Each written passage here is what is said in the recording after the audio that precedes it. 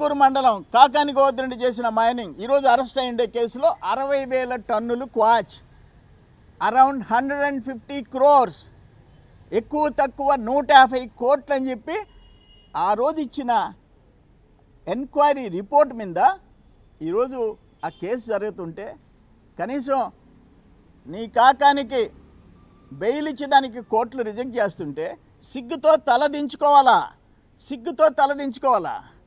నువ్వు చేసిన పాపాలు, ఒక ముఖ్యమంత్రిగా తమరు చేసిన పాపాలు. ఎప్పుడు ఆంధ్రప్రదేశ్ చరిత్రలో పొరపాట్లు, తప్పులు, ఒప్పులు జరుగుతాయి. దుర్మార్గాలు చేసింది నువ్వు, ఇల్లీగల్ మైనింగ్కి తెరలేపింది నువ్వు, ఈరోజు 30,000 మంది ప్రాణాలు తీసుకున్నవాడివి నువ్వు. వెళ్ళి నీ ధనదాహానికి 30,000 మంది పేదోళ్ళ ప్రాణాలు పోయినాయి. ఆ చీప్ లిక్కర్ తాగేది పేదోళ్ళు, వాళ్ళు అనాథులైపోయినారు, భార్య బిడ్డలు అనాథులైపోయినారు. ఒక పెద్ద హంతకుడివి, నరహంతకుడివి నువ్వు. జగన్మోహన్ రెడ్డి, నువ్వు నరహంతకుడివి. నువ్వు చేసిన పాపాలు మా కళ్ళారా చూసాం. దురదృష్టం, నువ్వు మాట్లాడిన తీరు కరెక్ట్ కాదు. ఏదంటే అది మాట్లాడేసేసి పోయినావు.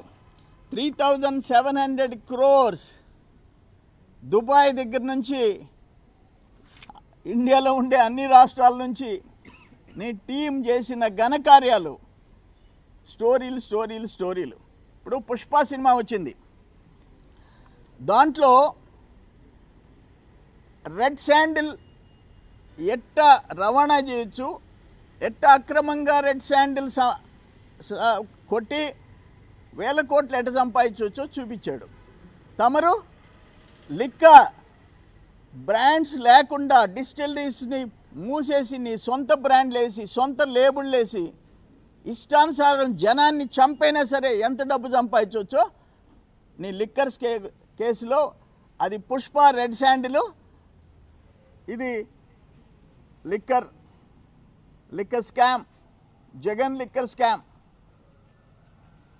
ఇదొక సినిమా తీయచ్చు.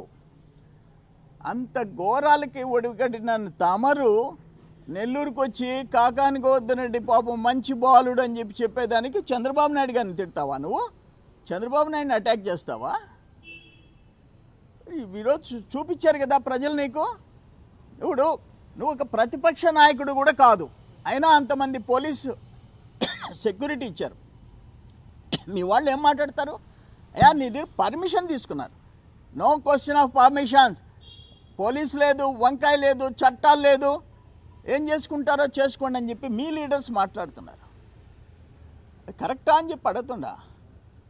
సరే, అల్టిమేట్గా నేనేమంటానంటే, తమరు మాట్లాడిన దానికి ఈరోజు నన్ను ఆంక్షలు పెట్టి ప్రజల్లోకి మానికుండా, నీవు ముఖ్యమంత్రిగా ఎందుకు పరదాలు వేసుకున్నావు? ఎందుకు కూలింగ్ గ్లాసుల కారులో నుంచి బయట రాలేదు? ఇప్పుడు ఎందుకు బయట వచ్చి చేతులు ఊపుతున్నావు? ఎందుకు చెట్లు నరికిచ్చావు? ఎందుకు పరదాలు వేసావు? ఎందుకు షాపులు మూయించావు? ఇప్పుడు కూడా మేము మూయలేదనా? షాపులు మూయలేదనా? చెట్లు నరకలేదనా? ఎక్కడ ఈవెన్ నియంతలు ప్రపంచంలో నియంతలు పరిపాలించే దేశాల్లో కూడా నీ మాదిరిగా షాపులు మూసి, నిర్మానుష్యం చేసి, చెట్లు నరికి, పరదాలేసి, బ్యారికేడింగ్ చేసి చేయలే. నువ్వు ఒక నియంతగా రుజువు చేసుకున్నావు.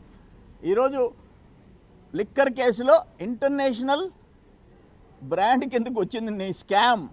అటువంటి వాడివి నీ నోటికి వచ్చినట్టు చంద్రబాబు నాయుడు గారిని మాట్లాడితే నవ్విపోతారు, అనుభవిస్తారు.